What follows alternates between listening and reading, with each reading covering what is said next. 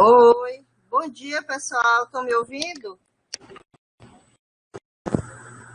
Opa, beleza. Eu vou fazer só uma rápida introdução e apresentação para vocês entenderem um pouco do contexto que a gente está vivendo em termos, né, de nossa programação e assim poderem compreender melhor. Veja só, a gente tem feito esse curso, foi uma iniciativa, foi uma demanda, né, do GASEC, através de doutora Tereza Paim, mas a gente está fazendo essa proposta de forma, vamos dizer assim, articulada ou pelo menos combinada com o pessoal da atenção básica, com o pessoal do Comitê Operacional de Emergência, o COI. Estamos fazendo também articulado com a DIVEP, tanto é que hoje a aula vai ser de Ramon Saavedra, que é do CIEVES, ou seja, ele está aqui, vai falar dos sistemas de informação que a vigilância tem utilizado, né? E orientar vocês que informações e como vocês pegarem essas informações. E também teremos uma participação, depois da aula de Ramon, nós teremos a participação de José Santana, que é da FESPEC, é quem está, vamos dizer assim, elaborando, fazendo o 155, né, o telecoronavírus 155 e o monitor a Covid. Ramon também pode falar disso, mas Zé Santana vai entrar e pode complementar. Obviamente que essas pessoas não combinaram a aula e tal, porque estamos fazendo tudo no processo, ou seja, a programação, as pessoas identificam a necessidade, a gente vai colocando. Eu estou dizendo às pessoas que é meio que uma gestão de processo educativo contingencial,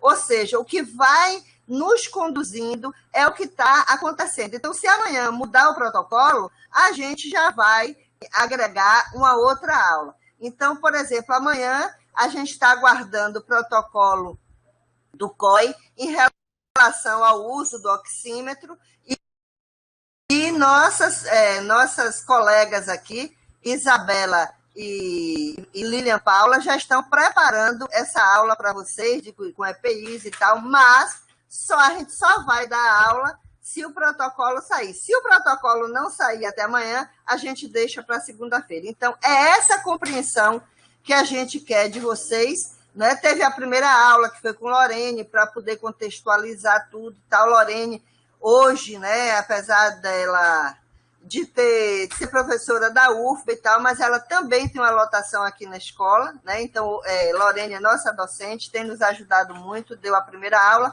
Hoje é Ramon, tem essa aula do oxímetro, mas a gente vai esperar sair o protocolo, e também vai ter uma aula que vai ser articulada com o pessoal da DAB e o pessoal da escola sobre as atribuições de cada um.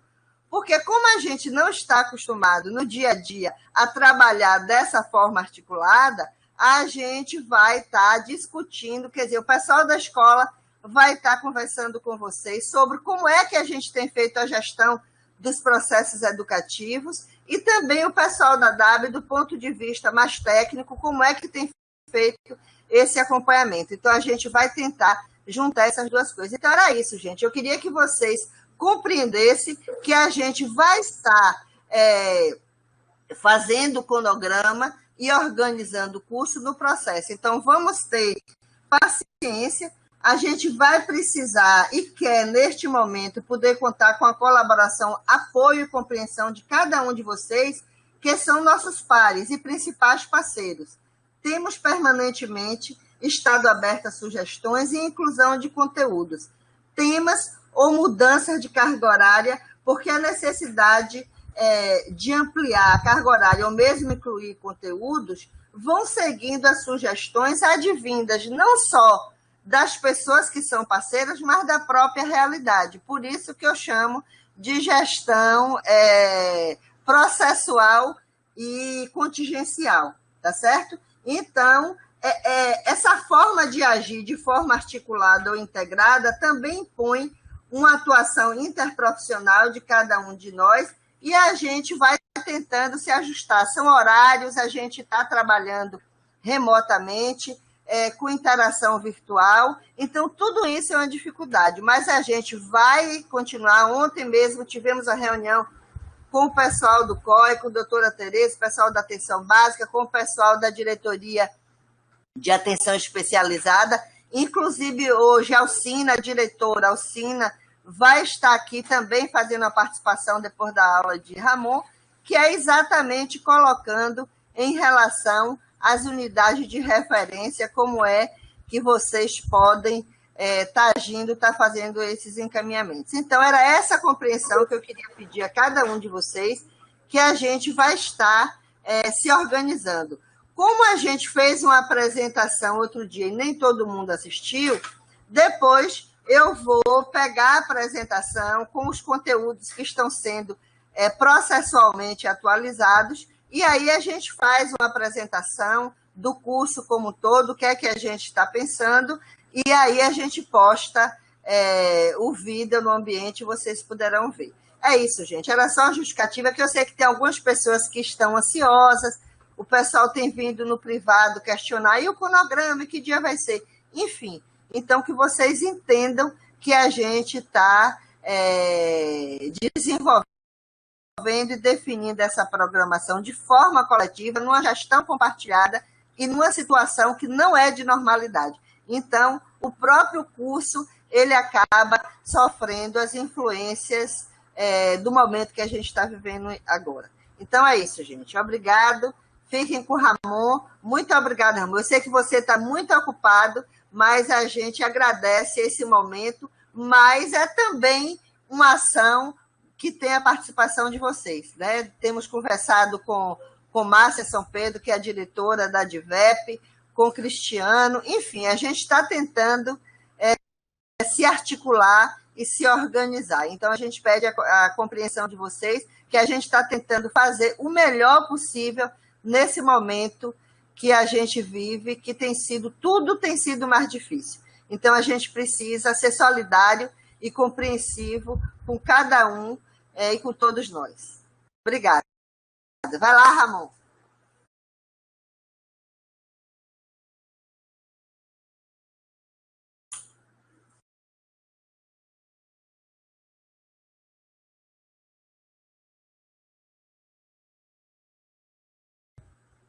E aí, Rafa, se Ramon quiser vir para cá, se estiver dando problema aí, pode vir.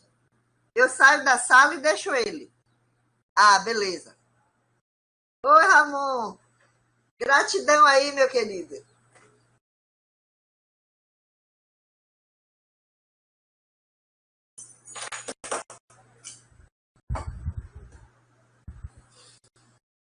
Vou abrir aqui. Vou tirar a máscara para apresentar. Pode. Olha só. Obrigado, viu? Bom dia. Estão me ouvindo bem? Bem, muito bem. Que bom. Prazer para mim estar aqui. E, antes de mais nada, eu queria agradecer a Marília, a Geisa, a toda a equipe da escola, ratificando essa necessidade dessa prática integrada em saúde, que a própria doutora Lorene já está citando isso como um ponto importante para a vigilância como um todo, e sobretudo neste momento de emergência de saúde pública, né, nessa pandemia.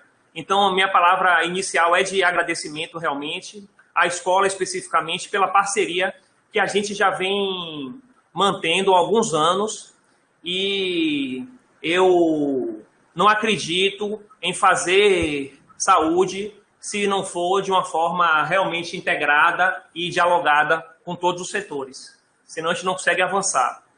Então, pessoal, a ideia hoje é eu trazer aqui de uma maneira sucinta, objetiva, quais são os principais sistemas de informação que a gente utiliza na nossa rotina, na vigilância, e tentar, mais do que isso, trazer para vocês uma ideia de como está funcionando essa captação, essa coleta de dados, esse processamento, até qualificar esse dado, transformando ele em informação.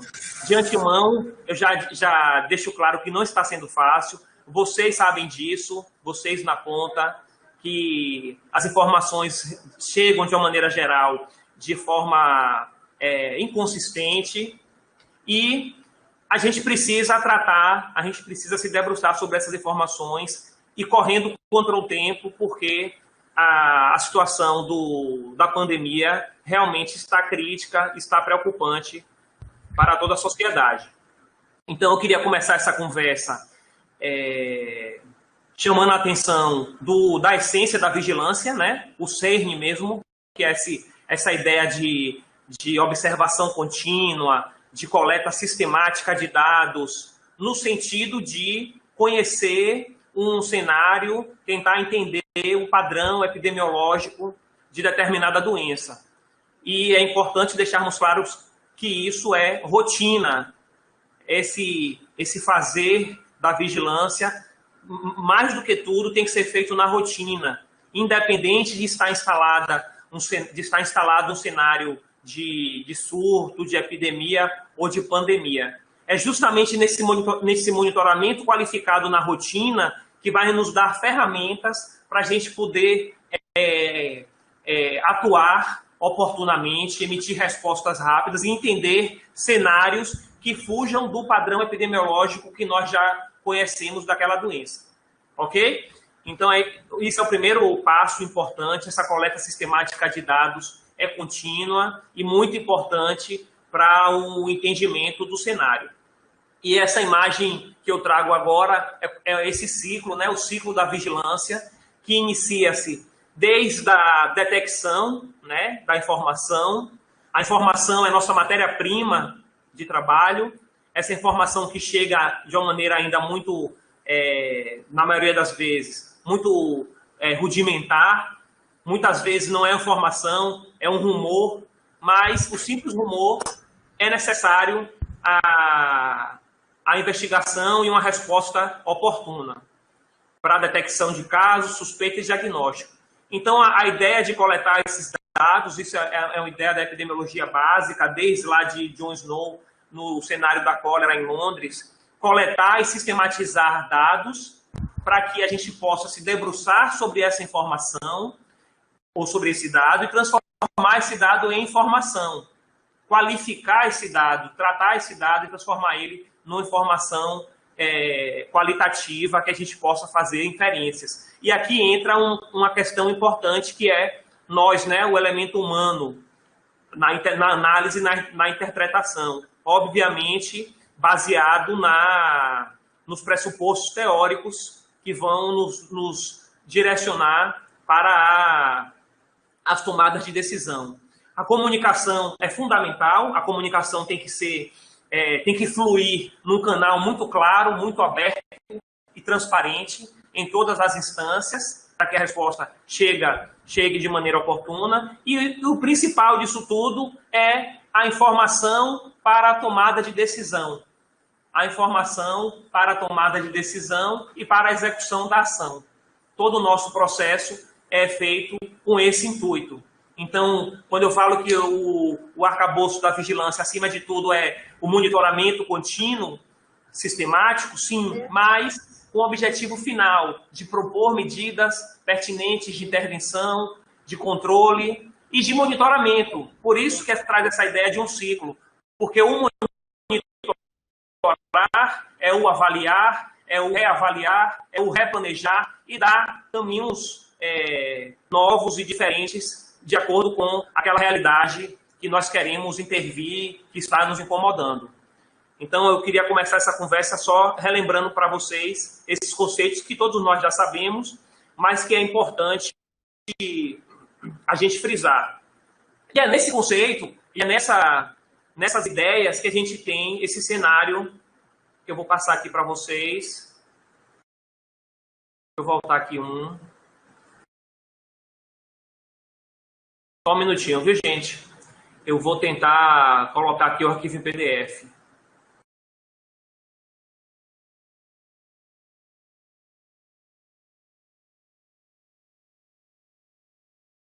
Pronto, consegui. Então, é nesse cenário, nessa conjuntura do fazer vigilância que a gente está nesse cenário que a gente encontra hoje.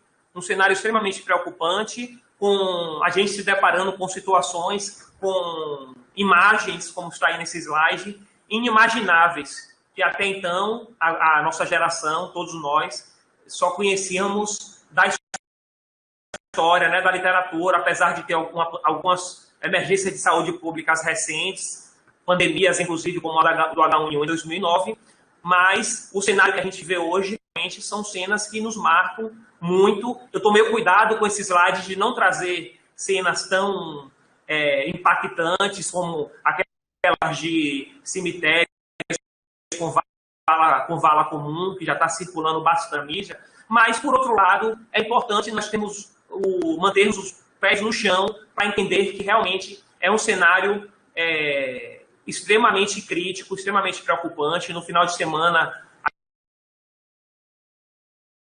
eu ouvi uma frase que a pessoa dizia, é um doutor em microbiologia que faz algumas lives, o Atlaia Marino, e ele colocou que nós estamos tropeçando em corpos. E é uma coisa, ouvir isso realmente me mexeu bastante, eu fiquei refletindo sobre isso. E no meu fazer, no meu dia a dia, é mais ou menos isso que está acontecendo, figurativamente falando. O volume de óbitos que nós estamos captando diariamente como suspeitos e confirmando do coronavírus, realmente é uma coisa muito impactante, né? E a gente precisa também garantir, nós enquanto profissionais de saúde, tentar garantir a nossa saúde mental, né? Ter serenidade para as tomadas de decisão também que sejam de uma maneira eficaz. O cenário que a gente tem, esse mapa eu peguei ontem, no 9h30 da noite, e o que eu queria chamar a atenção é que nós estamos caminhando ainda essa semana para 4 milhões, tenho certeza disso, e em breve 300 mil mortes no mundo.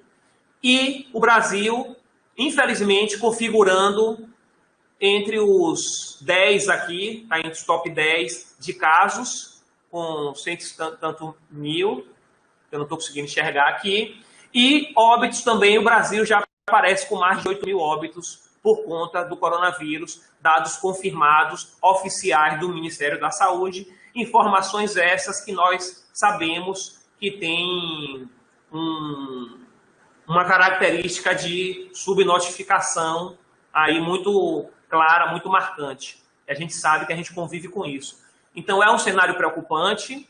Nessas minhas andanças aí pela Bahia e por hospitais da rede Covid, a gente vê um cenário social preocupante, porque as pessoas estão voltando, muitas delas nem pararam, na verdade, a ter uma rotina dentro de uma normalidade e se aglomerando. Ontem eu peguei um congestionamento quase numa avenida grande aqui de Salvador, que é a Avenida Paralela, e isso também isso mexeu comigo, me incomodou muito, porque apesar de toda a mobilização da sociedade, principalmente da área científica, da saúde, para encontrar respostas e soluções, o que nós temos hoje, de fato, é o isolamento social, o distanciamento social, como uma ferramenta efetiva. Então, a gente precisa apostar nisso como nossa principal arma para esse enfrentamento.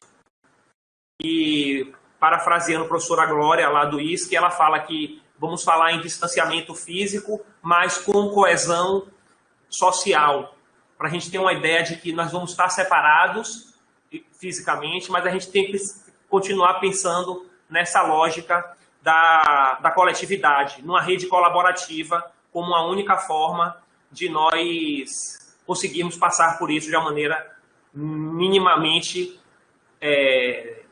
traumática.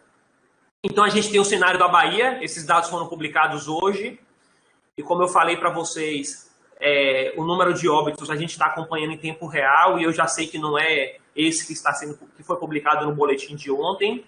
Hoje, meio-dia, vamos fazer uma nota preliminar de atualização, mas o que eu quero chamar a atenção é nessa tendência de crescimento exponencial da curva, da Bahia, que acompanhou uma tendência do Brasil, que acompanhou uma tendência de outros países do mundo, numa escala maior ou menor. A gente pode ver aqui, no caso, que nos últimos dias o número de casos tem uma tendência, né? Ainda é precoce fazer essa análise de forma conclusiva, mas tem uma tendência de se descolar da linha de predição, né? De tendência de casos. Mas o que eu quero chamar a atenção é que a curva continua ascendente nessa angulação bem intensa de subida.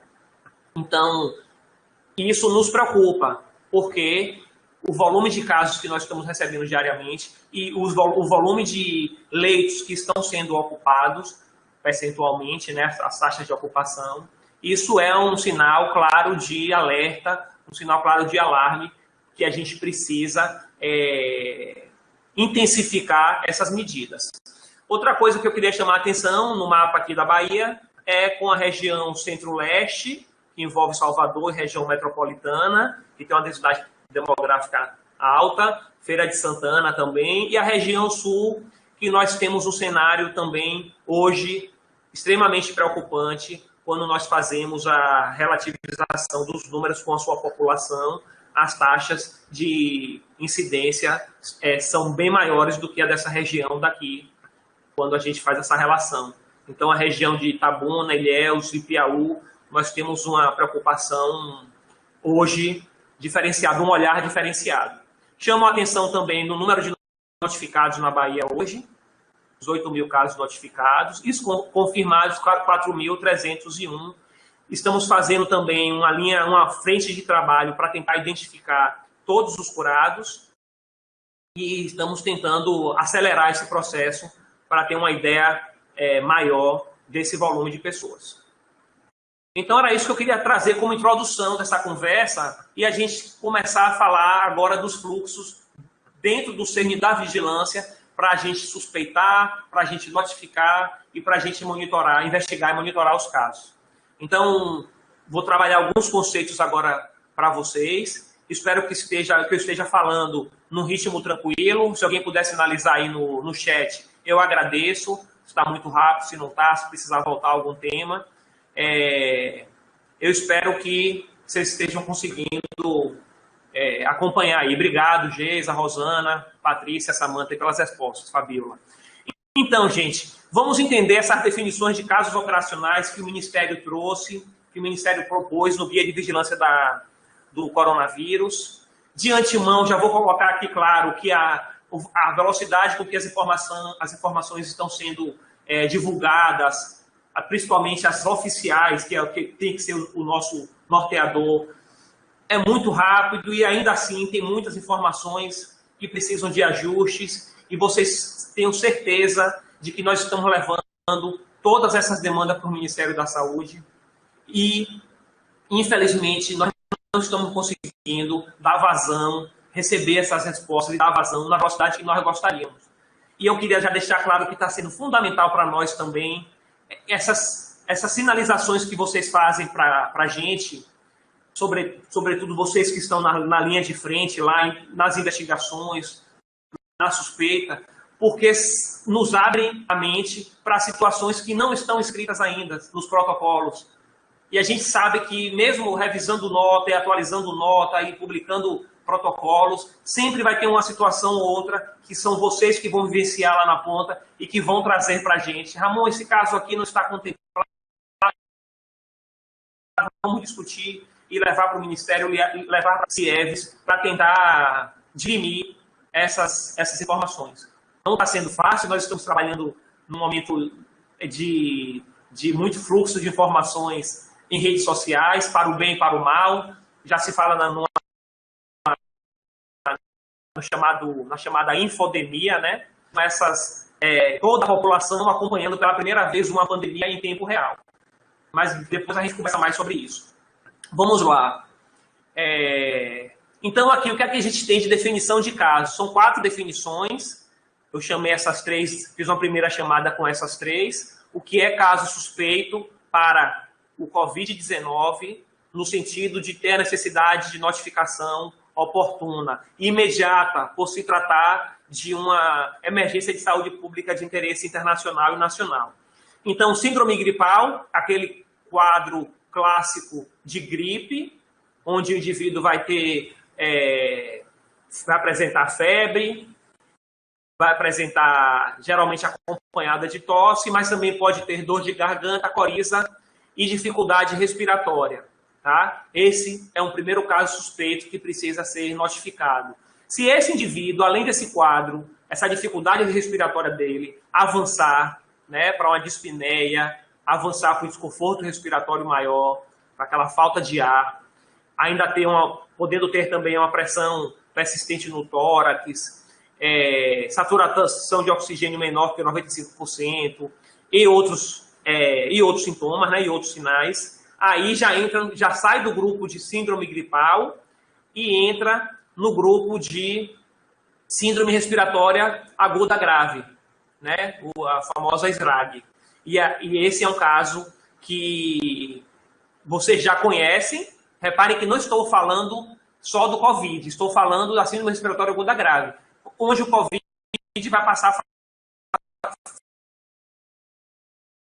passou a fazer parte. Isso que podem causar no indivíduo um quadro de síndrome respiratória aguda grave. E esse fluxo vocês já conhecem há mais tempo, já tem uma familiaridade maior, que é via sistema de informação que a vigilância da influenza já fazia, que a gente vai conversar também mais lá na frente. Então, o caso suspeito continua sendo esse, a definição de caso suspeito, não tem novidade, nós estamos aqui ratificando a nota técnica 54 do COI com relação a essa definição, que, na verdade, traz as definições que o Ministério da Saúde propõe no guia de vigilância. Caso descartado, é aquele caso suspeito de uma dessas duas enfermidades, desses dois quadros clínicos, com resultado laboratorial negativo para o SARS-CoV, não detectável pelo PCR, em tempo real, biologia molecular, mas também, e também confirmado laboratorialmente para outro agente etiológico. Isso é uma coisa importante porque o protocolo que o LACEN está adotando é testar inicialmente o SARS-CoV-2, que é o vírus, né? E depois fazer o painel dos outros vírus respiratórios. Apesar de que o volume de amostra está muito grande, muito elevado no LACEN, e a prioridade está sendo focar nesse cenário do SARS-CoV. E caso inconclusivo, gente, que é aquele caso suspeito que foi notificado e que a amostra não foi realizada, não teve amostra, e os critérios clínicos epidemiológicos também não estavam bem definidos. Então, esses são as três primeiras definições de caso. E eu queria trazer para vocês agora a definição de caso confirmado, para a gente trabalhar um pouquinho mais com algumas informações que, inclusive, deve sair publicado numa nova nota técnica de revisão da nota técnica 54, de revisão, de atualização, e que nós vamos já trazer alguns pontos que eu já estou antecipando aqui para vocês de uma maneira mais generalizada. Então, o padrão ouro para confirmar um caso é o critério laboratorial, através de um exame de biologia molecular, RT-PCR em tempo real, para a detecção do SARS-CoV-2. Então, esse continua sendo a nossa referência para a confirmação de caso, a nossa referência padrão ouro, digamos assim. Tá? Chamar a atenção para os cuidados de que essa amostra respeite os padrões, né, determinados pelo Laboratório de Saúde Pública. Então, não só a questão dos dias, né, preferencialmente até o 7º dia de início dos sintomas, e também a questão de armazenamento, transportes e outros fatores que podem influenciar na qualidade da amostra. Então, esse aqui fica sendo o padrão ouro. Além disso, nós estamos confirmando também casos do COVID por critério clínico epidemiológico, que é aquele caso suspeito com histórico de contato próximo ou domiciliar nos últimos 7 dias, antes de aparecer o primeiro sintoma, com um caso confirmado laboratorialmente. E nós já estamos fechando também esses casos quando essa definição aqui, esse delineamento aqui, está bem característico. Observe que nós colocamos um item, a princípio, que seria de laboratório, dentro da definição de caso confirmado por critério clínico epidemiológico, porque nós estamos considerando os testes imunológicos, teste rápido, principalmente o teste rápido, que é o que está mais em discussão no momento, como uma ferramenta de apoio diagnóstico também para fechar, junto com outros elementos. Então, caso suspeito com teste imunológico positivo para anticorpos IgM e IgG, em amostras coletadas após o 7º dia do início de sintomas. Aqui tem algum outro adendo que eu vou trazer para vocês no próximo slide.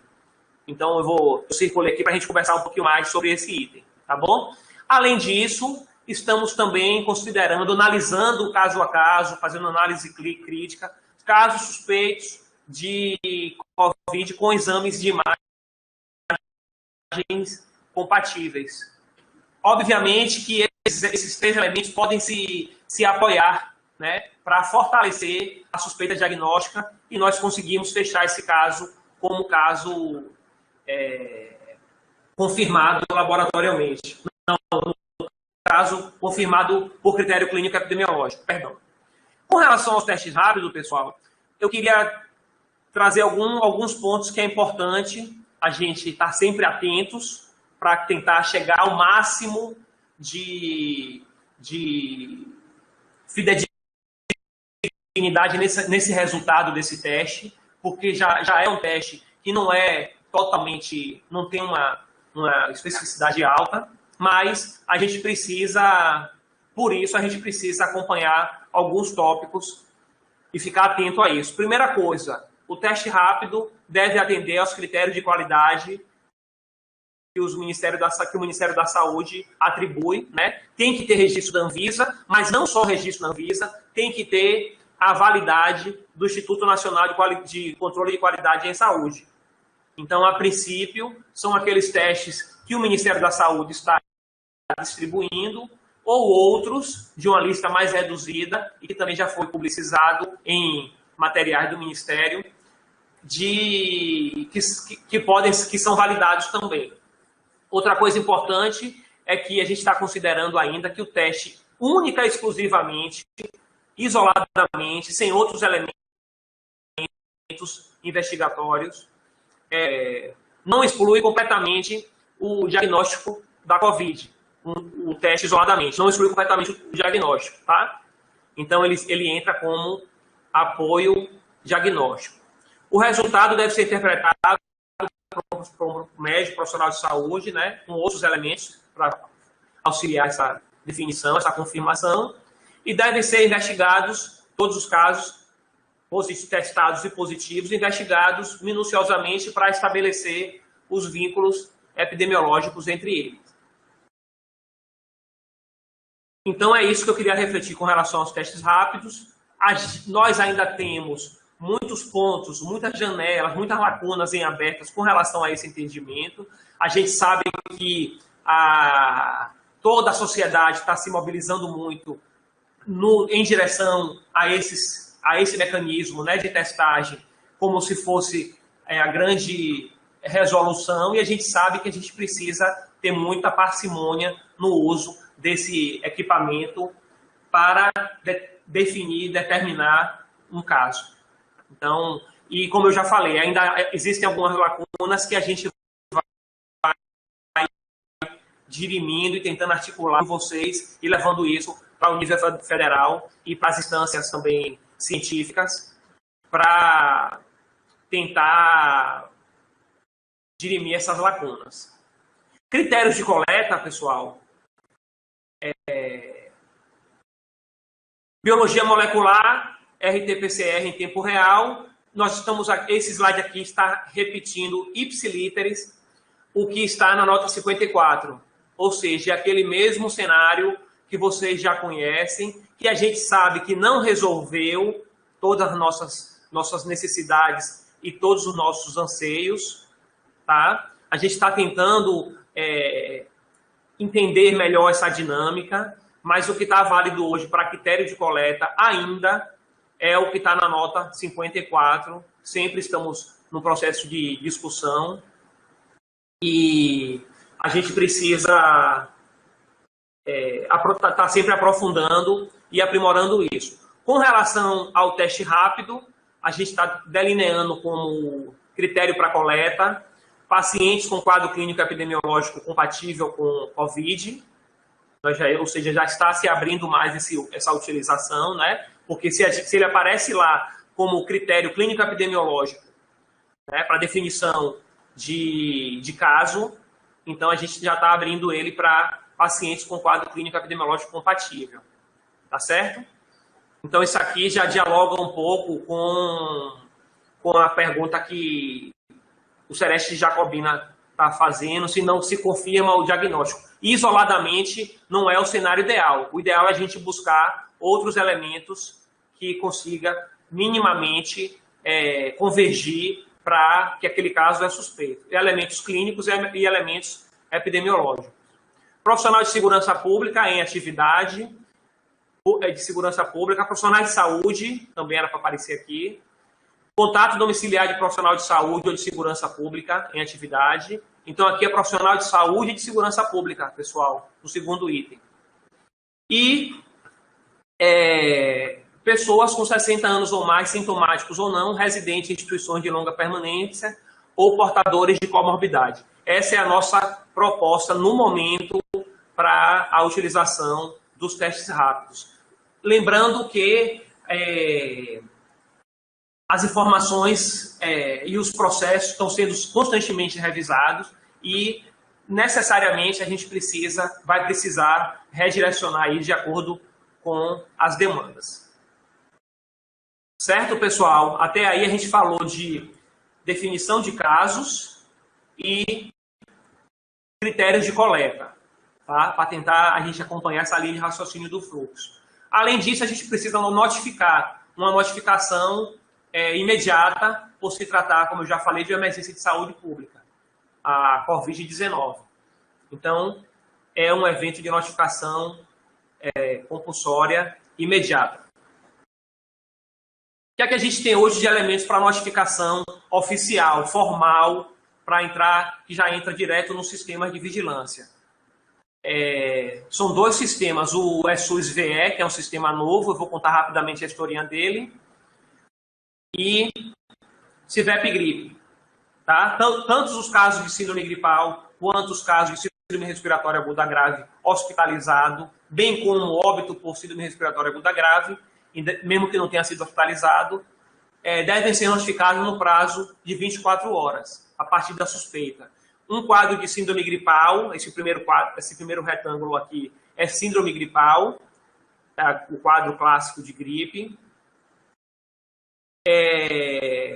Deve ser notificado no SUS-VE, que é um sistema que foi adotado recentemente, porque no início do processo nós utilizávamos o REDCap, só que esse sistema não suportou o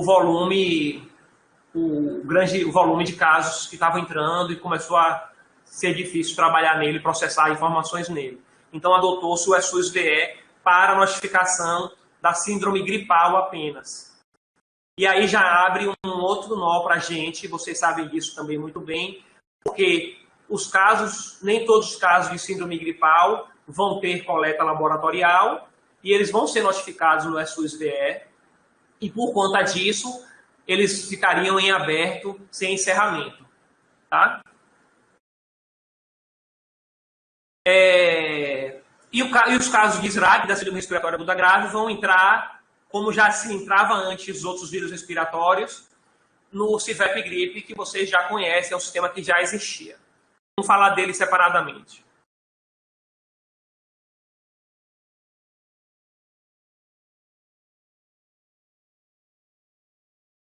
Só um minutinho. Eu estou aqui. Pronto, essa é a informação, né, a janela de abertura do SUS-VE. O site, você entra diretamente nele através desse link, notifica.saude.gov.br. E é uma plataforma, com relação ao acesso, é bem tranquila, é bem amigável. A pessoa que for fazer o primeiro acesso vai clicar em criar acesso, vai preencher um questionáriozinho em menos de 5 minutos e já fica com login e senha para acessar o sistema, certo?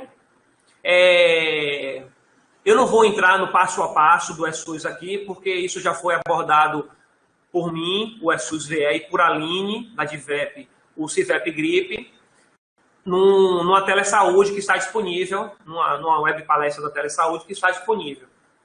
Então, eu vou ser mais objetivo, vou só trazer essa primeira página aqui, chamar a atenção, que no caso, aparece, por eu ter logado com o meu nome, aparece com gestor de usuário, e a gente tem aqui as notificações. Para fazer a notificação, vai clicar aqui no botão mais e vai aparecer essa janela com as notificações todas, o total aqui de notificações, e você clica em incluir, tá? As pessoas que se cadastram no eSUS, elas podem ter perfis diferentes.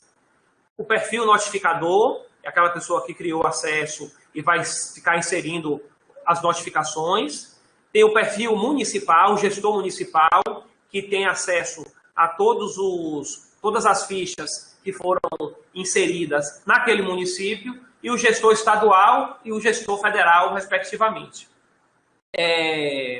Queria chamar a atenção de que, numa unidade de saúde, se cria-se um acesso baseado no Sinés, com um login e uma senha únicos, todo mundo naquele ambiente, naquele estabelecimento, vai usar o mesmo login, a mesma senha, e vão poder compartilhar, associado àquela unidade, todos os casos notificados naquela unidade.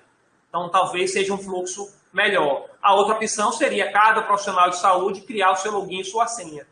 A diferença é que seria mais difícil de ver em um único comando todos os casos notificados pelaquela unidade. Tá? Mas isso aí são só questões de fluxos administrativos e protocolares que vocês vão determinar nas suas unidades. É um sistema rápido, é bem mais leve do que o anterior, o REDCap, mas ainda tem muitas limitações no preenchimento das notificações, principalmente no encerramento. Tá? E a gente vai conversar um pouco mais do eSUS, principalmente nessa questão que eu acabei de falar. De qualquer forma, eu já deixo vocês tentar acalmar vocês um pouco de que ainda há situações em que o caso vai ficar em aberto sem encerramento, até o Ministério da Saúde trazer uma resposta, uma devolutiva mais assertiva. E aqui é a página de abertura do CIVEP Gripe, tá? E também entra por esse link aqui, login e senha, tem um popzinho para fazer o primeiro cadastro, é muito simples também. A primeira página, quando você acessa, CIVEP Gripe, eu acho que vocês já conhecem mais. Essa aqui, eu queria chamar a atenção para essa aba aqui do menu, né? Para vir aqui em ficha individual e fazer a notificação de SRAG hospitalizado. Esse que é o caminho para fazer uma notificação de um caso suspeito de síndrome respiratória aguda grave. E aqui, quando você clica para fazer a notificação, vai fazer o preenchimento como se fosse uma ficha de notificação com aqueles campos, aquelas variáveis que nós conhecemos. Então, só para ratificar, o eSUS VE vai entrar todos os casos notificados de síndrome gripal, tá? Suspeito de síndrome gripal, suspeito clínico, que não fez coleta de amostra, que não estava contemplado nos critérios de coleta, vai entrar, tá? No síndrome gripal. Lembrar que no eSUS VE, recente, criou-se um novo módulo, o módulo internação, eSUS VE internação, e nós da vigilância ainda não tivemos acesso, não temos acesso a essa outra plataforma que fica dentro do eSUS VE. Então, o que nós temos visibilidade e gerenciamento, podemos fazer alterações de ficha, essa plataforma de notificação. Eu queria chamar a atenção que aqui nas linhas a gente está vendo as notificações, tá? Caso a caso, cada linha dessa é um caso. Eu apaguei aqui o nome, o CPF e o telefone. O gestor municipal, a própria unidade notificadora, pode exportar isso, né, numa planilha CSV, que dialoga com o Excel, para fazer a filtragem. Por exemplo, uma pessoa que é da vigilância regional, ele vai ser um gestor dos municípios, das notificações dos seus municípios. Baixar, pode baixar esse banco, filtrar os municípios da sua regional e acompanhar os encerramentos. Por que eu estou chamando a atenção disso? Porque a gente precisa, nós soltamos, na Secretaria Estadual de Saúde soltou um ofício para os secretários municipais de saúde, pedindo uma intensificação no encerramento dos casos dentro do SUS-VE. Porque tem muitos casos ainda em aberto, diferentemente daqueles que vão estar em aberto sem encerramento, porque não estavam dentro dos critérios que está acontecendo. Tá? Mas outros casos que são passíveis de encerramento, ou seja, que já tem laudo laboratorial e continua em aberto no SUS-VE. Então, a gente está pedindo essa intensificação. Por que isso? Porque, no primeiro momento, quando houve uma migração de parte de dados do sistema anterior para o SUS-VE, nós fizemos aqui no nível central uma força-tarefa para pelo menos ir descartando os casos e tentar minimizar esse dano aí no banco, nas informações. Mas a gente entende que é fundamental que isso seja descentralizado e os municípios façam não só a investigação, como o encerramento dos casos. Para isso, pessoal, a gente tem aqui essas 3 bolinhas em cada caso notificado, 3 pontinhos aqui que não dá para ver, nessa coluna de ações, onde você vai ter a opção de imprimir a notificação, de visualizar a notificação e a principal, de alterar a notificação para caminhá-la em direção ao encerramento. Então, eu queria pedir para que vocês também se dediquem, façam uma intensificação aí nesse movimento para os encerramentos de caso no SUS. Com relação ao CIVEP gripe, eu queria chamar a atenção, já trazendo um pouco da nossa realidade, das nossas dificuldades, com relação aos óbitos que a gente está recebendo e que estão sendo confirmados e que ainda não estão sendo incluídos, adicionados no CIVEP gripe, perdão. Então, é outra coisa que eu queria pedir uma atenção especial para vocês, a inclusão dos óbitos no CIVEP gripe. Observe que a gente fala, inclusive, os não hospitalizados, como também as outras síndromes respiratórias aguda grave, porque a gente precisa também entender a dinâmica da doença, a dinâmica dos vírus respiratórios, para além do Covid, no nosso estado. Não esqueçamos que nós estamos num período sazonal de influenza, por exemplo, que a gente já monitora numa série histórica aí de muitos anos. Então, a gente precisa entender o que é que está acontecendo também no painel de vírus respiratórios, no nosso estado, no nosso território, além do Covid, né?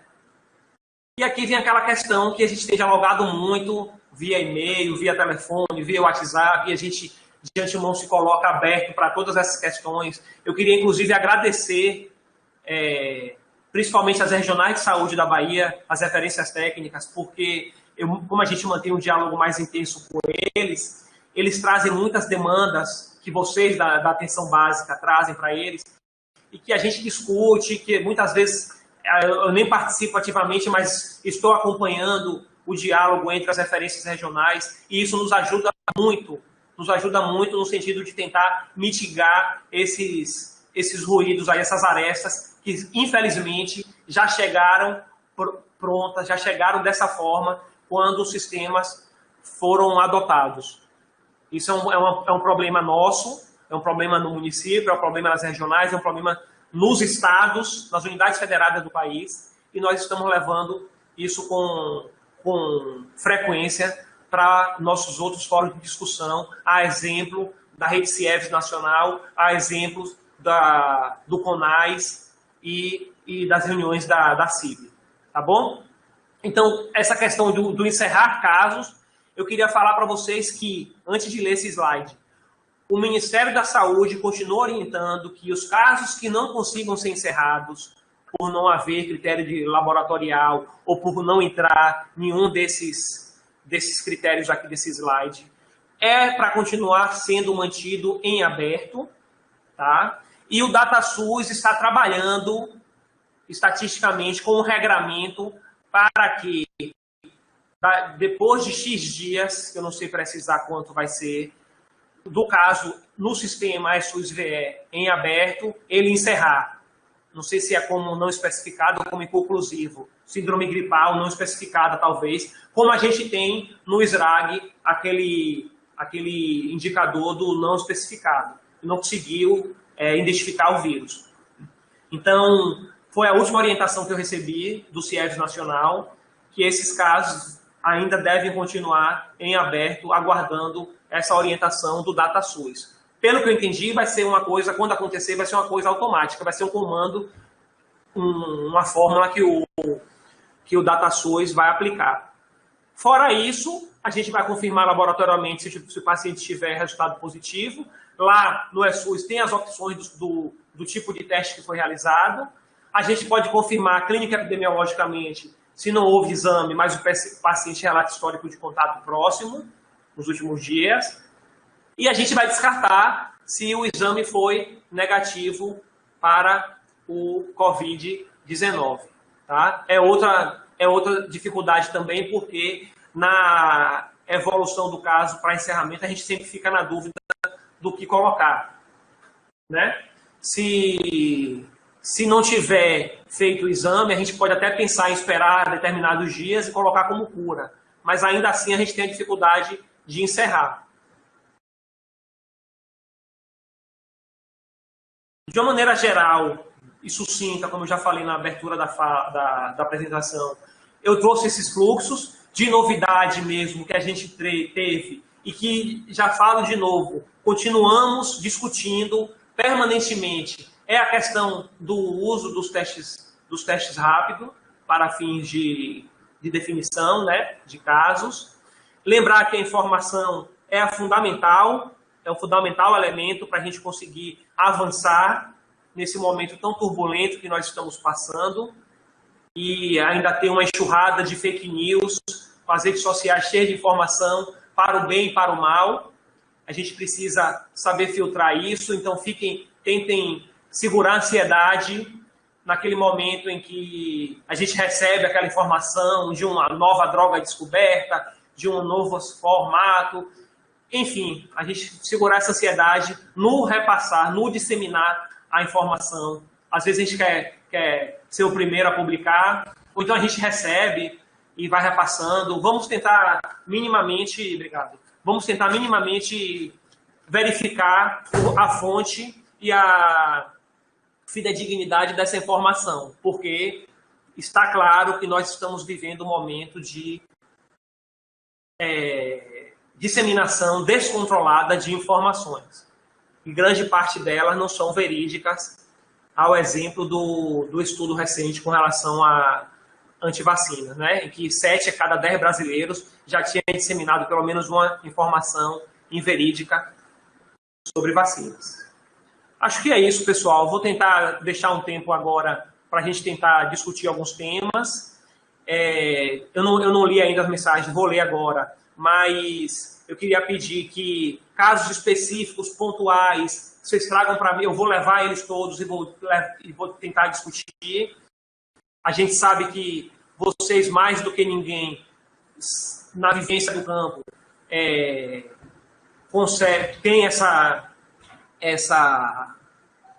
peculiaridades, né? Essas especificidades, trazem essas especificidades que só acontece vivenciando no território, tá? Mas em contrapartida daquele slide que eu apresentei antes, com aquelas imagens mais impactantes, eu trago esse, tá? Numa proposta de que a gente também precisa acreditar numa rede de afeto, numa rede de cuidado, como a única forma de a gente conseguir perpassar por esse dano que já é real, mas de uma forma minimamente mais leve, na medida do possível. Então, a gente trouxe alguns exemplos aqui, como esse bilhete que foi colocado, que algumas pessoas estão fazendo, colocando no elevador do prédio, se os idosos precisarem de compras em farmácias, em padarias, que os vizinhos estão se prontificando aí. Mas, enfim, o que eu queria deixar claro é que essa rede colaborativa precisa ser fortalecida diariamente entre a gente. Nós estamos distantes fisicamente, mas nós estamos próximos na rede da saúde e socialmente também. Eu acredito muito nisso. Não está sendo fácil, não está sendo fácil a velocidade com que as coisas estão acontecendo e as demandas que vocês, principalmente, já falei isso algumas vezes aqui nessa fala, que vocês na ponta estão trazendo, estão vivenciando. Eu queria deixar esse meu depoimento de solidariedade mesmo. E, enfim, não vou falar mais porque eu acabo me emocionando e eu acredito que essa rede nossa é fundamental para a gente passar por cima disso, desse enfrentamento aí, que já está muito doloroso.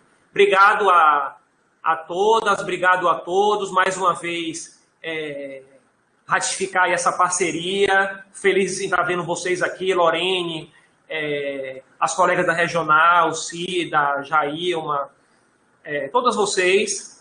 Lembrar que o portal da saúde tem todas essas informações, tá? Essa aba aqui do tema da saúde coronavírus, tem todos os boletins, todas as notas técnicas, tem nota técnica para diversas situações, inúmeras situações, e ainda não consegue responder a tudo. Estou deixando meu e-mail e meu telefone de contato, estou aqui falando em nome da DIVEP, da Suvisa, e de antemão, mais uma vez, pedir desculpas por não estar conseguindo atender todas as demandas que a gente está recebendo o tempo todo de vocês, em todos os canais de comunicação, e não está conseguindo, muitas vezes, responder essas demandas de investigação como a gente gostaria. Obrigado a todos, estou à disposição. Acho que agora eu vou seguir tentando responder alguma coisa, né? Eu acho. Vamos lá. Deixa eu ver aqui, apareceu uma mensagem aqui de Cida. Deixa eu pegar logo a de Lorene, vou tentar pegar na ordem. Lorene pediu para eu comentar. Eu acho que é isso o fluxo, né? Eu vou fazer isso agora. Estou me sentindo aqui na minha live. Lorene pediu para eu comentar 2 pontos. Se está recebendo muita notificação originada da atenção básica, se tem como identificar, e se tem algum planejamento para realizar teste rápido, vivendo conhecer a situação da população e contatos com o vírus, considerando o papel do portador assintomático. 2 pontos muito importantes que o Lorene está trazendo e que a gente já tem dialogado nesse direcionamento com as instâncias gestoras. Com relação à notificação original da atenção básica, a gente consegue filtrar pelo ESUS. O Banco ESUS passou por um momento muito turbulento, Lorene, com as variáveis mudando. Imaginem que num dado momento não aparecia o nome do paciente, no outro dado não aparecia o número do CNES. Por esse número do CNES, já respondendo sua pergunta, eu consigo tentar fazer uma filtragem e verificar o que é da atenção básica. É um marcador importante também, importante para a gente. A gente está tentando entender essa no nosso território. E aí já entra um outro fator também que você traz, que é a questão do portador assintomático, que nos preocupa muito. Então, o plano de fazer testagem existe, mas para isso a gente precisa minimamente garantir uma logística, né, de insumo, a garantia desse material para fazer isso. De antemão, o que a gente tem de concreto é uma intenção de fazer testagens seriadas em todos os profissionais de saúde do Estado, de toda a rede, todas as redes. Esse é um plano preliminar que já está sendo discutido, e fazer isso periodicamente, tá? No sentido também de identificar portadores assintomáticos. Para vocês terem uma ideia, na experiência lá do Hospital Regional Costa do Cacau, onde eu estive lá fazendo, junto com a equipe da DIVEP, da Atenção à Saúde, da SAIS, nós temos um volume grande de profissionais positivos, sendo que destes, vamos em torno de 100, um pouquinho mais do que 100, quase 50% eram assintomáticos e já estavam positivos e trabalhando, porque a gente fez esse rastreamento, essa testagem. Então, é um volume muito grande que nos preocupa. Então, tem esse movimento, sim, Lorene. Espero ter respondido sua pergunta. É um prazer estar falando com você novamente. Vamos lá, na live aí de Ramon. Estou brincando. É recomendada a testagem em todos os idosos que encontram em instituições. Vou pedir para você, Rosana, da Atenção Básica Leste, aguardar só a nota. Eu estou com a minuta da nota aqui. O nosso plano é esse e essa nota ser publicada hoje. Então, como eu já falei, eu testei alguns pontos aqui, trouxe de uma maneira bem confortável, porque já discuti com várias instâncias, com profissionais de saúde de referência, como o doutor Antônio Bandeira, e com outras instâncias de gestoras e técnicas. Então, a ideia é essa. Fabiola também traz a questão da testagem em pessoas privadas de liberdade. Sim, vai ser necessário aprofundar essa discussão. Não está contemplada nesse momento. Juliana Brandão. Oi, Juliana. Profissionais assintomáticos que estão sendo testados na região sul, como devem ser notificados, já que não apresentam sintomas, sendo que a realização é para conhecer a situação da população? Ótima pergunta. Já está vindo de outras regionais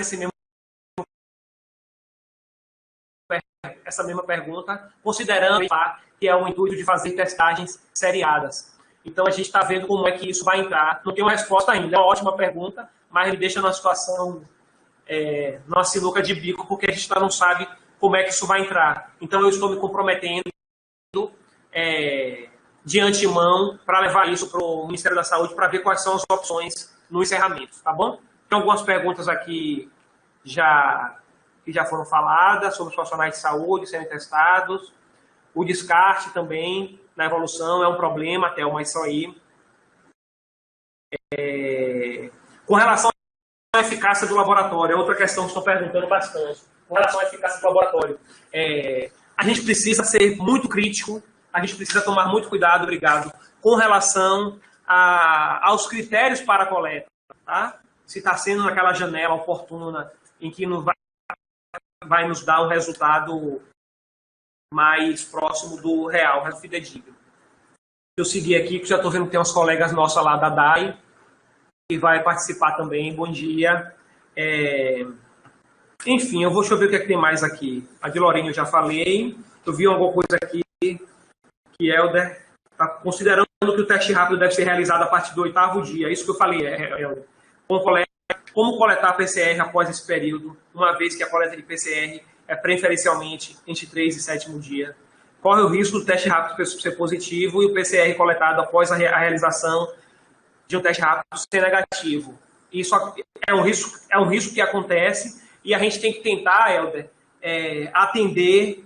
Reparem que a janela do teste rápido é uma janela muito pequenininha, né, para a gente considerar minimamente válido aquele resultado.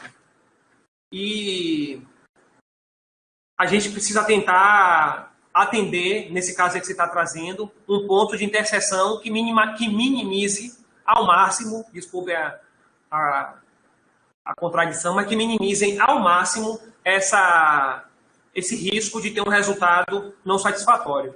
Cida está pedindo Cida de Cruz das Almas está pedindo para que o CIEVS apresentasse a planilha padrão para registro de casos. Ótimo, Cida. O nosso plano é pegar o nosso banco paralelo, que está nos dando uma dor de cabeça grande, porque a gente filtra informações do ESUS, do CIVEP-GRIP, do GAL, que é o sistema do LACEN,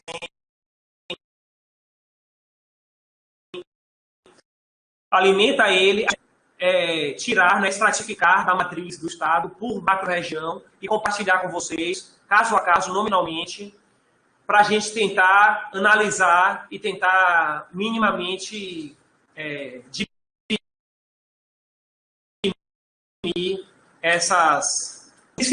padronizar essas informações.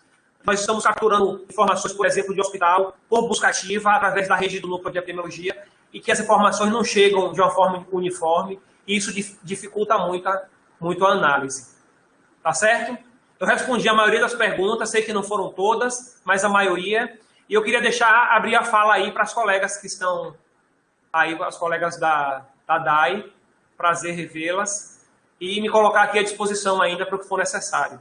Obrigado a todas e a todos. Vou fechar meu áudio aqui. Marília vai entrar aí também no circuito, fazer a tabelinha. Rapidinho, antes de você sair, Ramon, é só para avisar que tem um fórum, vai ter o fórum no Moodle, e o pessoal vai deixar as questões, aí a gente te inclui, e você pode, quando tiver tempo, viu, gente, tem que ter calma, responder alguma coisa lá no fórum do espaço do curso no EAD SUS, tá bom? Certo, mas eu vou ficar aqui um pouquinho assistindo ainda. Pode? Beleza, sem problema. Beleza, a gente agradece aí o pessoal da DAI, a gente está abrindo aí, a gente está tentando fazer essa articulação em ato, né? Essa integração nesse momento, e aí está com vocês aí para dar a contribuição de vocês. Obrigada. Bom dia, gente. Eu sou a Aline, estou na coordenação de atenção hospitalar. Regina, da coordenação de urgência. Nós estávamos assistindo antes com um perfil de assistente, e aí a gente chegou aqui com a contribuição do Telesaúde, que conseguiu entrar com esse perfil da interação. Então, primeiramente, dar bom dia a todo mundo, agradecer a participação, a ampla participação e o convite essa integração que a escola está organizando junto com a vigilância, do quanto que a gente tem tentado integrar em ato educação, vigilância e atenção. Foi pedido para a Alcina, está em outra agenda, ela que participaria, né, mas deixou um abraço para todo mundo e pediu para a gente vir aqui e contar para vocês um pouquinho como está sendo a organização da rede Covid, que foi aprovada no plano de contingências, né? Então, no âmbito da atenção, a gente tem trabalhado com 4 tipologias de equipamentos, que elas vão desde o primeiro atendimento até a unidade de retaguarda. Então, a primeira tipologia que foi aprovada, conforme a aprovação no plano de contingência, a gente está chamando de PA-Covid. O que é um PA-Covid? São aquelas unidades exclusivas que estão sendo organizadas em alguns municípios e regiões de saúde, principalmente do interior da Bahia, onde não tem UPA, né, Regi? Que são unidades que vão trabalhar com acolhimento, classificação de risco e estabilização daquelas pessoas sintomáticas respiratórias, a estabilização dos que precisarem de acordo com o protocolo. Além disso, outros pontos de atenção de entrada são possíveis conforme cada município está organizando. Nós temos tentado muito buscar identificar como que cada município está organizando. Tem municípios que nos falam que é uma UBS, que está com horário ampliado. Os municípios que têm UPA, depois a Regi vai falar um pouco mais, têm trabalhado, né, com as UPAs como principal ponto de atenção do primeiro ponto de atenção. E tem alguns municípios que foram organizados o que chamamos de PA-Covid. Pode complementar. Só quero complementar o seguinte, como a Aline está falando, nós temos alguns municípios que utilizaram a própria unidades básicas. Alguns municípios que utilizaram a localização desse PA-Covid também em unidades de pronto atendimento que ainda não tinham sido inauguradas. E seriam unidades que estariam praticamente concluídas as obras, então foram aproveitadas, reformadas e sendo implantadas agora para o atendimento do Covid inicialmente. Esses PA-Covid eles estão sendo realmente porta de entrada do paciente realmente que estão suspeitos, são as portas de entrada da onde estão entrando os pacientes realmente desses municípios menores, e eles estão sendo, a cada dia, nem todos ainda estão funcionando, ou seja, nem todos ainda o que foram definidos que seriam. Uma vez estabilizado, e aí, visto que tem a necessidade de internação, esse paciente, ele é via regulação, a gente também fez uma articulação com a regulação, né, que ele possa pedir todos os PA-Covid e as UPAs têm o sistema, então eles pedem a regulação direto no sistema do SUREM.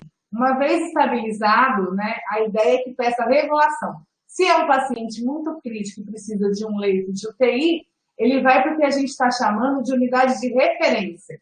Essa tipologia são aquelas unidades que têm leitos clínicos e leitos de UTI, que são referência específica para o COVID. Tem unidades que são exclusivas e tem unidades que, além de atender as outras clínicas, também organizaram fluxos e processos de trabalho diferenciados para atendimento desse pessoal do COVID. A ideia que a gente tem, né, então, é de que essas unidades de referência, elas estão, na sua grande maioria, nos polos de macro-região de saúde. A gente tem várias aqui em Salvador, algumas são organizadas pelas secretarias municipais de saúde, outras pela secretaria estadual. Temos um processo, né, de muita preocupação e tem se aberto leito de acordo com o cenário epidemiológico. Então, hoje, a nossa grande preocupação é a macro-leste e a macro-região sul do estado, que são as macro com maior incidência e com maior índice de internação, mas também olhando o crescimento semanal de cada macro-região e região de saúde. O pessoal da vigilância tem feito acompanhamento município a município, e a gente, na atenção, tem acompanhado o índice de internação semanal por região de saúde, que é o que nos ajuda e nos auxilia na execução dos leitos planejados. Como vocês devem saber, nos territórios, hoje a nossa maior dificuldade de abrir mais leitos imediatamente são os respiradores. A gente tem equipamentos de saúde prontos, no sentido estrutural, com seleção de equipe, mas falta ainda a chegada de novos respiradores. Um outro ponto de atenção, né, então, uma vez estabilizado, foi para a UTI, esse paciente melhorou, ele vira um paciente clínico, a gente está trabalhando com unidades que a gente está chamando de unidade de retaguarda. Então, para que tenha um giroleito maior nas unidades de referência, estruturou-se unidade de retaguarda. O paciente está estabilizado, está estável, mas precisa ser monitorado. Então, ele sai, via regulação também, de uma unidade de referência para uma unidade de retaguarda. Então, a gente tem, por exemplo, o Hospital Fossa dos Coqueiros, que foi inaugurado essa semana, sábado, né, passado, que ele é uma unidade de retaguarda para o Hospital Couto Maia, para o Hospital Ernesto Simões Filhos, aqui na macro-região leste. Então, essas três tipologias, elas são exclusivas, né, de atendimento ao COVID. Uma quarta tipologia, né, e depois a gente abre, estou vendo algumas perguntas ali, e Regi vai falar um pouco da urgência e emergência. Uma quarta tipologia que foi aprovada no plano de contingências, esse plano está público, está na página da CESAB, esses processos de organização de como encaminha, está tudo lá também, via central de regulação. São as unidades de retaguarda não COVID, que foram unidades estruturadas com leitos clínicos, na sua maioria, para a organização e esvaziamento dos hospitais que viraram exclusivos COVID. Então, a gente teve a estruturação de mais leitos clínicos, por exemplo, no Roberto Santos, aqui em Salvador, que recebeu pacientes que estavam no Couto Maia, antes do Couto Maia virar exclusivo COVID. Tem uma outra unidade que é chamada de unidade de campanha do Fazendão, que recebeu os pacientes que estavam internados no Ernesto Simões Filho. Unidade HEON, Hospital Otávio Mangabeira, também tem recebido pacientes que eram do Couto Maia, que estavam com questões, né, de outras doenças infecto-contagiosas. Então, a ideia foi organizar esse fluxo de organização de rede para que a gente trabalhe com cuidado desde do acolhimento com classificação de risco do sintomático respiratório até a sua alta, né, todo o seu tratamento, sua alta, mas também cuidar daquelas pessoas que estavam nas unidades, que viraram referências para a COVID e que precisaram de novas unidades de internação. Então, são essas quatro tipologias. O que a gente tem trabalhado no esforço diário é de acompanhamento da taxa de ocupação desses leitos, né? Vocês veem até pela própria imprensa do quanto que isso tem subido, essa taxa de ocupação. A gente está preocupada porque a gente vê que a questão do comportamento populacional tem influenciado muito. A gente ampliou muitas internações por síndromes respiratórias, depois as internações por confirmações de Covid, e isso tem se agravado. Temos trabalhado muito para abrir novos leitos, mas todo chamado nessa fala inicial aqui da nossa conversa é para dar essa ideia de integração da rede e do quanto que a gente tem trabalhado no esforço para que essa rede ela seja hierárquica, mas também que ela tenha uma comunicação mais ativa. Aí eu vou passar para a Regi, que ela vai falar um pouquinho das UPAs, do trabalho com as UPAs e com o SAMU, né? Com o próprio PA-Covid também. Isso, PA-Covid. Nós temos trabalhado a coordenação junto à diretoria, nós temos trabalhado muito em relação a essa questão dessa implantação desses PAs-Covid, né? Então, nós estamos numa fase agora de PAs-Covid que já iniciaram seu funcionamento e nós temos nós temos também os PAs-Covid que ainda não iniciaram. Então, esse processo de monitoramento diário, né? Nós tentamos articular junto ao próprio POI o que poderíamos ajudar no sentido dessa implantação o mais rápido possível. E eu depois tenho até uma pergunta para fazer, Ramon, em relação a isso. Esses testes Covid, normalmente, eles atendem os municípios, ele não atende só o município o qual ele tem sede, ele atende também alguns municípios da região, certo? E as unidades, as UPAs, ou seja, unidade de pronto atendimento, 24 horas, que já estão em funcionamento, que hoje nós temos no estado 49 unidades, dessas 49 unidades distribuídas no estado como um todo, elas também são portas de entrada. E é isso que eu estava conversando com a Aline aqui há pouco aqui. Os PAs Covid e as UPAs, elas estão sendo, na realidade, as portas de entrada dos pacientes com Covid. Então, os PAs Covid, eles realmente estão especificamente atendendo o paciente que está com Covid. Mas as UPAs também, elas não só atendem os pacientes que estão com Covid, mas também elas atendem os pacientes que são os pacientes corriqueiros dela, que na realidade são a questão dos agravos, dos traumas, dos IAMs, dos AVCs, ou seja, então eles estão sendo porta de entrada em todos esses sentidos. Independente disso, o PA Covid, que estão iniciando seu funcionamento, vamos começar a fazer, nós estamos hoje à tarde, temos uma reunião para ver como é que será esse processo de monitoramento realmente mais forte junto a eles, para que a gente possa ter todas as respostas em relação à questão do monitoramento do atendimento dele, da regulação de como é que está sendo feito, ou seja, tentando ver de melhor forma possível para planejar uma qualificação melhor para essas unidades que foram então inauguradas. Eu vi ali, eu respondi sobre a questão do municipal e regional. Regional, é isso. E tem mais outra coisa? Não. Agora, eu queria, depois que o Ramon me respondesse um pouco, eu achei interessante. Realmente, o sistema é muito importante para que a gente possa monitorar todo o trabalho. Mas o que as unidades PA-Covid e as UPAs, eu queria saber realmente como é que está se pensando mesmo em relação a essa questão do sistema que é pelo SUS-VR, Ramon. Vamos lá, eu tenho mais, antes de Ramon entrar com essa questão, primeiro, doutora Lore, desde a primeira nota técnica que a gente discutiu a rede, a gente coloca com atenção básica e UBS como primeiro ponto de atenção, seguindo a lógica da rede de atenção à saúde, né, que a gente vem tentando construir desde 2010. No fluxo do plano de contingência, não tem um fluxo específico para essa atenção, porque não foi uma categoria que foi criada agora para o Covid. Talvez a gente precise organizar, de fato, na apresentação, quem foi que pediu? Organizar, a gente tem um fluxo organizado do primeiro ponto de atenção, seja ele atenção básica, UPA, ou SAMU, ou PA-Covid. Então, no fluxo que a gente desenhou, ele está o primeiro ponto de atenção de acesso ao usuário. Alguém me perguntou se a máscara está abafando, nos desculpem.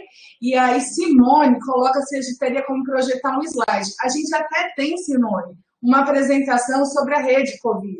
Só que tínhamos entendido que isso seria mais um debate de discussão, diálogo com a apresentação do Ramon, e não, de fato, apresentar a rede. Então, de antemão, Marília, já nos colocamos à disposição. Se quiser agendar uma próxima web, a gente pode apresentar essa rede Covid de todo de todo o monitoramento que a gente está fazendo diário, das propostas, o que está planejado, o nível de execução, porque não é só o planejado, a gente está acompanhando diariamente o quanto que a gente está conseguindo executar e o nível de ocupação tanto dos leitos quanto dos equipamentos. Então, essa primeira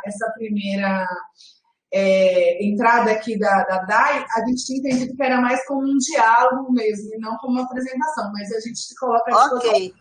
Viu? Eu gostaria de falar mais alguma coisa, Maria, licença. Eu boto essa tira, senão fica muito ruim. Bom, tirei a nossa. Eu gostaria de falar mais uma coisa. Realmente, eu esqueci de falar um pouco sobre o SAMU. Nós também temos feito um trabalho de articulação, como sempre, até porque a coordenação de justiça trabalha diretamente muito com o SAMU, né? E o que a gente tem visto é que as centrais de regulação, elas todas já fizeram uma atualização de protocolos para o atendimento do Covid, que é isso também, essa questão da notificação, Ramon, é muito importante que esteja interligado com o SAMU, porque é a ligação mais rápida e as pessoas acessam de uma forma mais rápida. Nós temos conversado muito sobre a questão de protocolos de atendimento, porque, de uma certa forma, não é que o SAMU não fizesse o atendimento do paciente com com síndrome respiratórias agudas, mas agora a coisa é uma pandemia, na realidade o cuidado é muito maior, então alguns SAMUs têm se estruturado na própria base de como é que vai lidar com o profissional, como é que esse profissional vai se parlamentar, como é que esse profissional vai, na realidade, ter o cuidado para não se contaminar e para não levar contaminação. Temos discutido sobre a questão também dos óbitos em relação ao SAMU, ou seja, algumas coisas ainda não foram finalizadas, mas também temos trabalhado junto ao SAMU, toda a rede do SAMU. Inclusive, ali tem uma pergunta de Samanta falando sobre a questão de que não tem, na realidade, nem Covid, ou nem CPA Covid, nem SAMU na região. Samanta, mas na realidade tem uma referência para essa região, em Ribeira do Pombal, não é isso? Tem uma referência para essa região. Quanto à questão de não tem, pode ter. Né? É uma questão de pode ter, é uma questão de negociações, de conversa com o próprio COI, né, com o próprio gabinete, no sentido de se introduzir essa uma outra unidade. Pronto, Maria, pronto.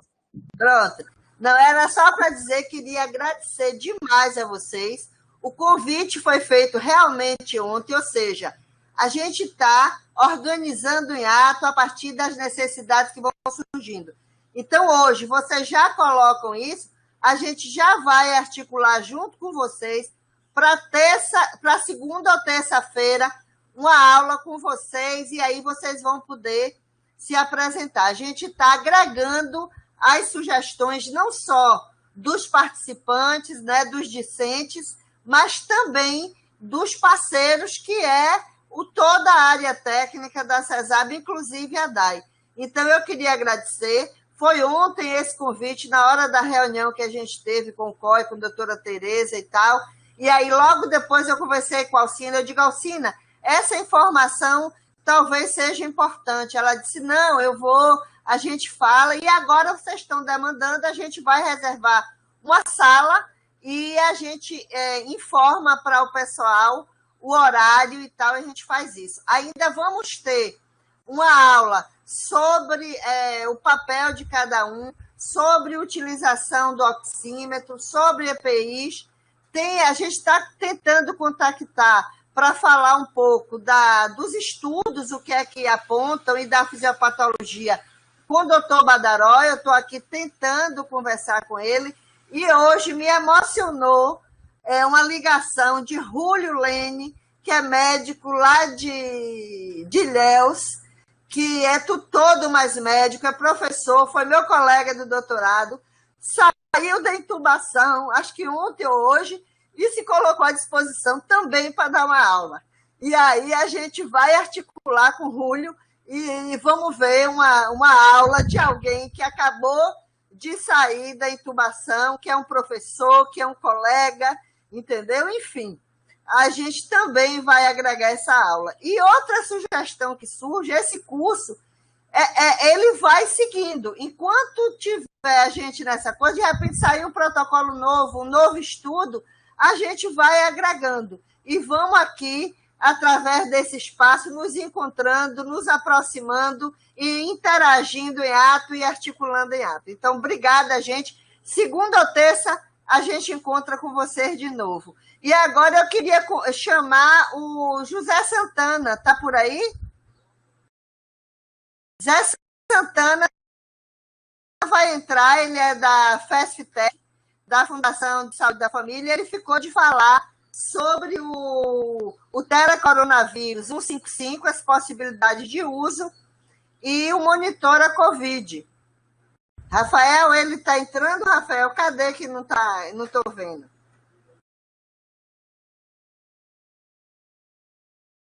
Rafa?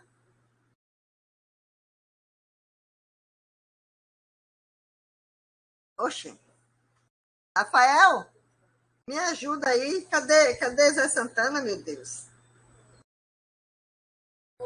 Ah, tá entrando. Oi, Zé. Bom dia. Agradeço aí também, que também foi o convite feito ontem, né? No momento ali da reunião, a gente teve essa ideia de trazer todas as informações possíveis, quer dizer, seria meio assim, temas relacionados à informação. Já estava planejada a aula de Ramon e a gente convidou para vocês entrarem e dar uma contribuição.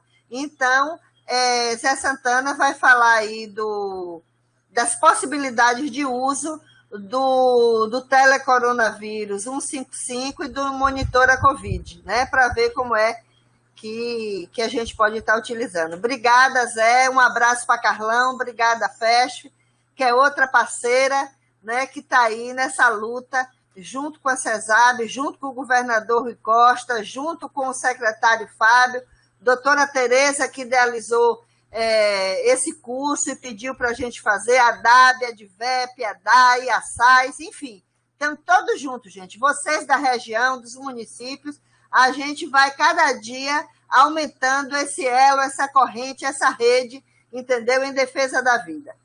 Vai lá, Zé, obrigada.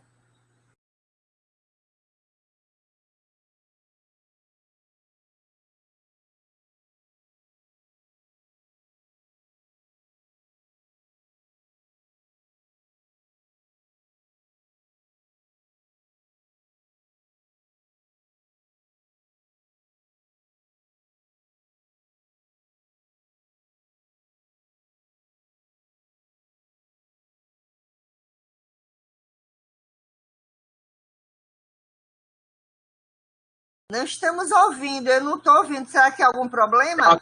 Pessoal, estão me ouvindo agora? Ah, ótimo. Pronto, agora sim. Certo. Obrigado, Maria, então, pela introdução. E, pessoal, primeiro, bom dia a todas e todos. É um prazer muito grande estar aqui com vocês hoje, não por conta dessa situação que a gente enfrenta, né? É uma situação gravíssima, a maior crise de saúde pública que o país já enfrentou, e espero que não tenha uma maior do que essa, mas pela consequência disso, né? Que é essa grande rede que a Marília estava falando, de instituições, de pessoas que têm se colocado nesse momento para a cooperação, né? E a gente tem visto nesse cenário um avanço muito grande desse processo de cooperação e das coisas que vem surgindo para a gente dar conta dessas questões todas que estão aparecendo, né? E é por conta desse processo aí de inovação e de invenção de novas possibilidades para a gente enfrentar esse problema, que eu estou aqui hoje para conversar um pouco com vocês, né? Ontem, Marília me ligou logo depois da atividade com a CESAB e, de fato, é o que ela falou mesmo, a gente está construindo um pouco de tudo em ato, né? Colocando as coisas em movimento ainda e ajustando, a gente não tem tempo para testar antes, né? E a gente hoje está com três tecnologias, né, atuando nessa pandemia, que a FESF tem participado, mas em conjunto com diversas instituições.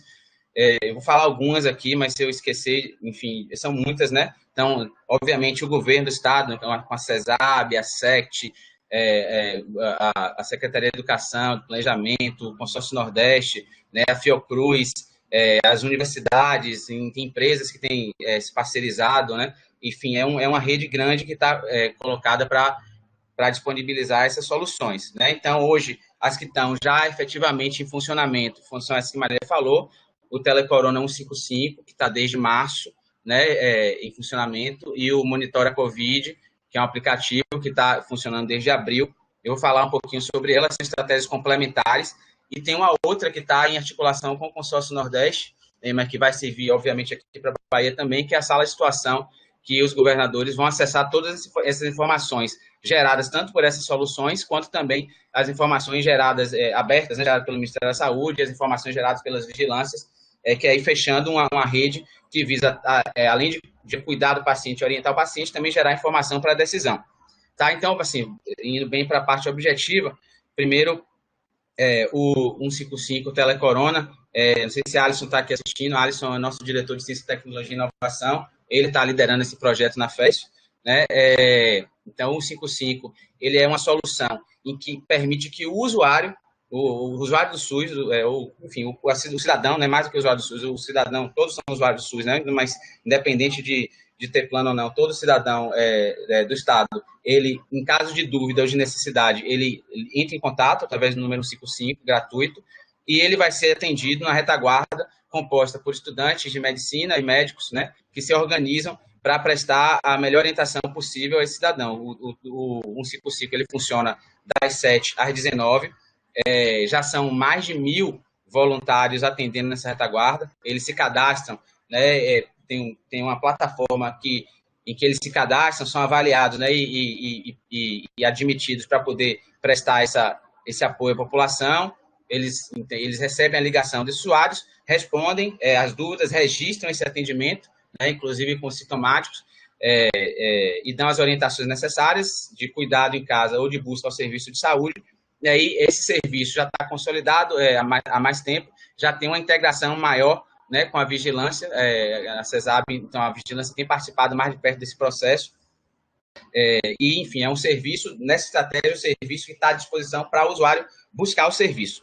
O Monitora Covid-19 é uma estratégia complementar, e na verdade ele é um aplicativo que permite que o usuário, o paciente que esteja sintomático, já identificado, ele seja monitorado em casa por meio de ligações diárias, né, de médicos e profissionais de saúde, que vão orientá-lo sobre a melhor forma de se cuidar em casa, os cuidados para prevenir a transmissão da doença ou prevenir de ficar doente, né, no caso dele não estar com Covid ainda, pode ser uma síndrome gripal simples, né, não tem como identificar, e nos momentos de necessidade orientar a busca ao serviço. Tá? Então, esse aplicativo ele permite que esses usuários sejam georreferenciados. Então, de saída, ele tem uma utilidade muito importante, porque ele gera um mapa de calor nos bairros, municípios, né, de todo o estado. Então, a partir do momento que o usuário baixa o aplicativo e responde às questões clínicas no aplicativo, acontecem duas coisas. Primeiro, ele é classificado, né, em verde, amarelo, laranja e vermelho. São classes verde é assintomático, amarelo é sintomático sem fator de risco, laranja é sintomático com alguma comorbidade ou fator de risco, e o vermelho é o paciente que já iniciou algum tipo de desconforto respiratório. Ele é orientado automaticamente o que fazer nessas situações, e aí acontecem duas coisas. Uma é que ele, imediatamente, sendo sintomático, já entra na lista de atendimento diária dos profissionais de saúde que estão na retaguarda. Quem faz a retaguarda hoje é o programa de residência de medicina de família, medicina geral de família e comunidade da FES, mas também já está sendo ampliado para outros programas de residência, né? Toda ajuda vai ser importante nesse momento. E, além disso, esse usuário também ele vai para o mapa, né, de calor do aplicativo, e ele pode ser georreferenciado, a gente pode ver como é que está a progressão da doença no território. Tá? Além disso, essas informações, todas elas, tanto do 155 quanto a do Monitora Covid, elas vão para a plataforma eletrônica de saúde, a IPES, que é a base de informação, uma das bases de informação que a sala de situação do consórcio que está sendo implantada, ela vai pegar essas informações para dar maior informação para o gestor estadual, e espero que mais brevemente aos gestores municipais. Bom, esse é o desenho geral da estratégia. É claro que tem muito mais detalhes aí por trás, na plataforma de atendimento clínico, né, tanto do Monitora Covid-19 quanto do Telecorona, né, que os médicos e estudantes preenchem as informações. Tem uma série de tecnologias que está envolvida aí, né, além, obviamente, da forma da tecnologia para fazer a ligação para um 155, da rede de comunicação que foi montada, e da tecnologia para baixar o aplicativo e o usuário baixar o aplicativo e interagir com ele. Bom, Marília, é isso. Eu acho que tentei fazer isso no menor tempo possível para a gente poder abrir para dúvidas. Eu acho que o desafio agora, em relação a essas questões, para finalizar, é integrar essas informações a todo o sistema de vigilância, de que forma isso pode municiar a vigilância da melhor maneira possível, Aí uma pergunta, não sei se Ramon está ainda aí, como é que a gente pode, se a gente pode fazer essas notificações, mesmo com o atendimento à distância, o teleatendimento, feito por médico, mas como é teleatendimento, se a gente pode fazer essas notificações no sistema do ESUS, que ele apresentou aqui, enfim, que ele apresentou de notificações, e, por fim, como é que a gente usa da melhor maneira possível essas ferramentas para apoiar a ação nos territórios, né? A professora Lorene perguntou aí como é que estava a questão das unidades básicas de saúde, né? Nessa lógica de enfrentamento, no momento inicial, né? As unidades, as UBS, elas acabaram não entrando tanto na discussão desse enfrentamento, já que os pacientes com sintomas da COVID já em estado avançado, eles precisam de um cuidado que a UBS não consegue, né, que é colocar a intubação, a respiração, oxigênio, e a COVID no estágio não tão avançado, não tão grave. O ideal é que as pessoas se cuidem em casa, mas é fundamental que a estratégia da família esteja envolvida nisso, tanto para monitorar os pacientes em casa, quanto para fazer as visitas domiciliares nos casos necessários, quanto agora, essa discussão mais recente, monitorar a saturação de oxigênio, monitorar a temperatura, de que forma que a gente vai fazer esse arranjo, né, esse arranjo estratégico no território, e que eu acho que é para isso que a gente está nessa atividade aqui. A gente tem os apoiadores da W, os apoiadores das regionais, né, todos aqui, para a gente conseguir planejar em ato, como Marília falou, essa nossa intervenção no território. Marília, é isso, estou à disposição, espero ter atendido ao pedido aí, qualquer coisa, estou à disposição para complementar. Obrigada, querida. Obrigada, Zé. Tem alguma questão aí ainda que você queira responder? Olha aqui do lado. Se o monitor a COVID está disponível para o sistema iOS. Perfeito. Olha só, hoje está no Android. A gente já submeteu o monitor para a Apple, só que a Apple está demorando de aprovar, está bem rígida. Eu não sei se vocês podem ver depois. O professor Nicoleles deu uma entrevista bastante longa hoje, agora de manhã. Eu não assisti porque eu estava aqui vendo aqui a nossa atividade, mas deve estar aí no YouTube. Ele deu uma exposição bastante longa sobre a tecnologia do monitor. Quem puder assistir depois deve acessar, mas o da Apple está saindo. Eu espero que essa semana já seja disponibilizado. Beleza. Obrigada, Zé. Dizer a vocês que Ramon precisou sair, teve um chamado lá do pessoal lá da Advep, e ele teve que sair antes, mas ele vai estar no fórum e vai responder algumas coisas. E a gente vai procurar essa entrevista e tentar colocar aí no ambiente. Obrigada, Zé. A gente agradece e continuamos juntos. Vamos continuar fazendo esse planejamento educativo em ato. Tá bom? Beleza. É isso, gente. A gente está aí concluindo mais uma aula, tem mais algumas aulas, a gente vai avisando aos poucos, utilizando inclusive o próprio ambiente para estar colocando, e a gente tem algumas aulas, como eu já coloquei, previstas, né? Mas que está precisando ainda fechar. Amanhã tem essa aula com o pessoal que vai falar das atribuições de cada um, a gente vai ver o pessoal da W, o pessoal aqui da escola, e assim que o COI liberar o protocolo em relação à utilização do oxímetro, né, da medição da saturação do O2 no sangue, para que liberar o protocolo, aí já tem também a professora Isabela Veras e Paula, e Lilian Paula, que além de ser daqui, trabalha no hospital, tem trabalhado também com pacientes de Covid, e aí elas vão fazer essa aula, entendeu? E aí pronto. Caso a gente amanhã não consiga fazer, tem um material que já está lá no espaço, Ações Educativas Covid. Vocês entram no site da CESAB, clica lá naquela testeira Covid, e ali tem o espaço de ações educativas. Tem uns vídeos muito interessantes, tem muito material educativo, e tem um vídeo, entender que o pessoal faz algumas orientações, que foi, eu esqueci o nome dele, meu Deus, foi o professor Ricardo, é um professor que a professora Lorene foi aluno de Lorene articulou, e ele preparou os vídeos para o pessoal da atenção básica, para o pessoal os tutores e supervisores do Mais Médicos, e ele tem uma empresa e ele preparou no 0800, né, a contribuição dele, a gente agradece, e aí vai estar no espaço e a gente vai colocar aí também. O mais é vocês aguardarem a compreensão de vocês, que a gente vai estar planejando e desenvolvendo esse curso em ato, porque as dificuldades que a gente tem tido, inclusive para trazer as pessoas que estão envolvidas no processo, né, para estar fazendo essa conversa aqui, essa conversa pedagógica, esse diálogo, né, esse curso, entendeu? Essa troca, essa aprendizagem coletiva que a gente está tentando estruturar.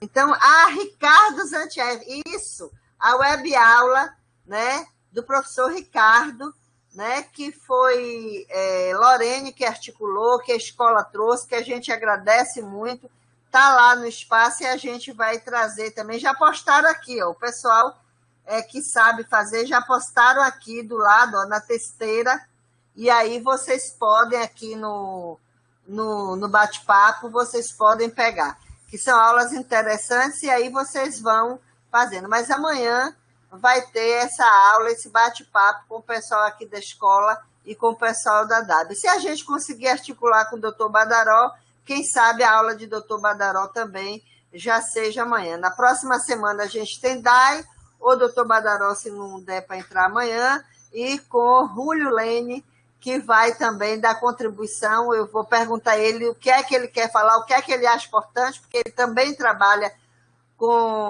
era supervisor do Mais Médicos, trabalhava com atenção básica, é professor da UF, da UESC, né? E aí eu vou perguntar ele o que é que ele acha importante para esse curso, deixar ele livre para preparar uma aula aqui para vocês. Então é isso, gente. Então, gratidão, né? Obrigado pela paciência, pela compreensão, e vamos seguir em frente e juntos construindo esse processo. Obrigada.